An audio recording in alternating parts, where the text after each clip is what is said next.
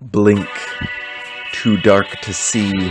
Eyes haven't yet adjusted to the blinding blackness, the sinking shadows, the realm of the unknown. My eyes will not adjust. They will not show me what I need to see. They will just show me what's already been seen. Open your eyes, and I'll let you see deep into my closet.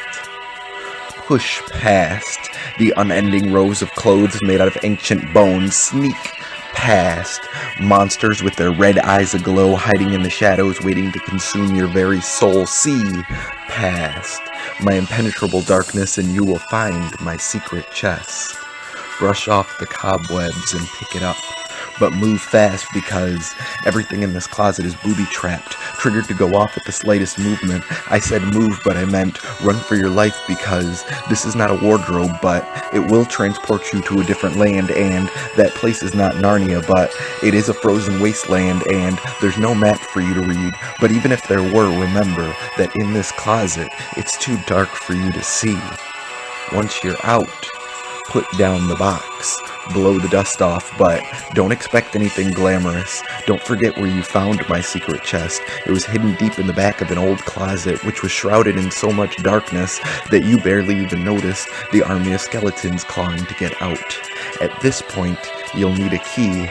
Luckily, I've already fashioned one for you, made from the residue of different chemicals, but be careful, because I never had a periodic table, so I was never able to figure out the right elements, and ultimately that meant that my chemicals were unbalanced to begin with. Now use that key and open the box. What you're about to see will defy everything that you've been led to believe, because once you lift that lid, you'll find a darkness so deep that it'll make the closet seem sunny, and when you look inside, you'll think it's empty, but it's not. There's something in there. At the very bottom, you'll find a handheld mirror. As you peer into that mirror, you'll notice that everything glows. It's so bright, as if the image itself is emanating light.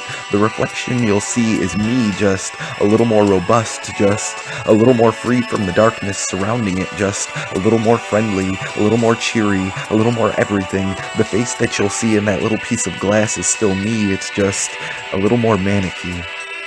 Now, see, for me, here's the hard part of this situation, the tricky truth of this trying tribulation. If I were to take that treasure into the bathroom and look into the mirror there, and then look into the small handheld version of my reflection, one of them is distorted, but the problem is I don't know which one.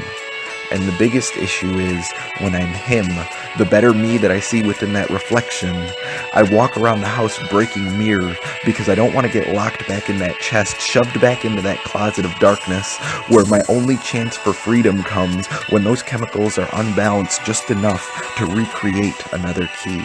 But see, my memory, it remains with me, so I have no choice but to break all the other mirrors, not because I'm afraid to see the darkness there, but because other people are. They prefer this reflective reflection, this shining perfection. I haven't yet figured out which I am, the one on the wall or the one in my hand, but it doesn't matter, because they prefer the other one.